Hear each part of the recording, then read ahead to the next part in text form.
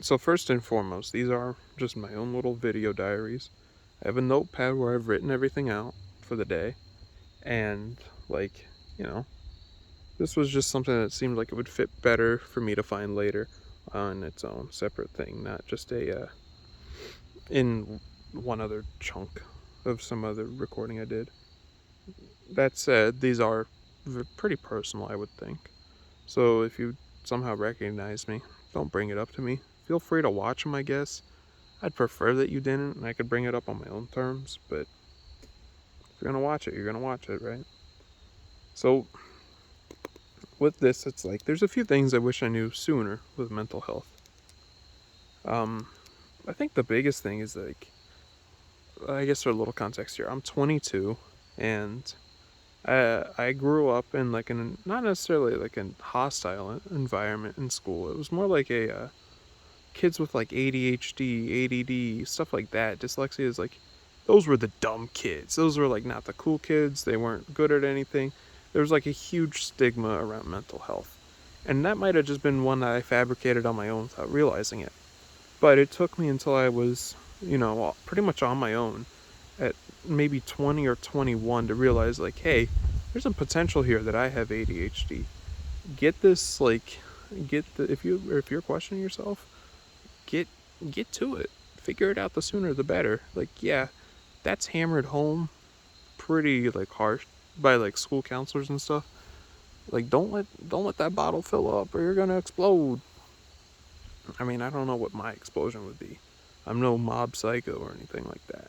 I'm just like a guy. But I don't know. I don't think I'm close to exploding. I'm just more finally figuring out stuff about myself. And to do it at 22 is like, I've got quite a bit of work, I think. Because most kids find out that they have ADHD when they're like in third grade. And they've got their entire like teenage years to get that stuff like organized and how they can cope with it and all that. And I've been doing it for 3 months and I don't know what the heck I'm doing. But, that goes back to the point of sooner rather than later with this. It's, yeah.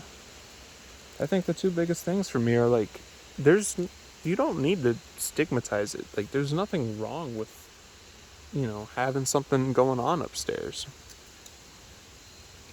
And the longer you wait, the longer you're gonna have more issues build up. Like, I'm sitting here thinking, like, oh, I just kept to myself as, a kid and a teenager and all that, and just kind of didn't worry about my issues because I didn't think they were that important. So maybe there's like some self value sitting in there somewhere, but I'm, like I said, I got a list of things that I'm working down through. And I'm on, I guess, step 2 of however many right now. I got a couple goals written down. Yeah, I think that's really about it, though. Like, don't deny yourself the help if you think you need it, or don't let your parents or guardian or whatever your situation is lead you astray. I don't know.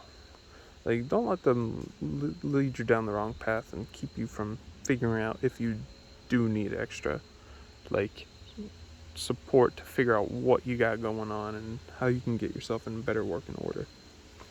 But yeah, that's pretty much it. Like, take care of yourself, man. And do it better. Like, do it sooner rather than later. Excuse me. As cliche as that sounds, it's like, had I known about some of these issues 10 years ago, man, I probably would have been in such a better place now. I'm not like, you know, sad or anything like that. I don't think I am. But maybe I am, and I gotta break down 6 walls to figure that out. Like, I'm like, oh, dude, 22, got a long list of shit to do that I could have started 10 years ago. Yeah, do it.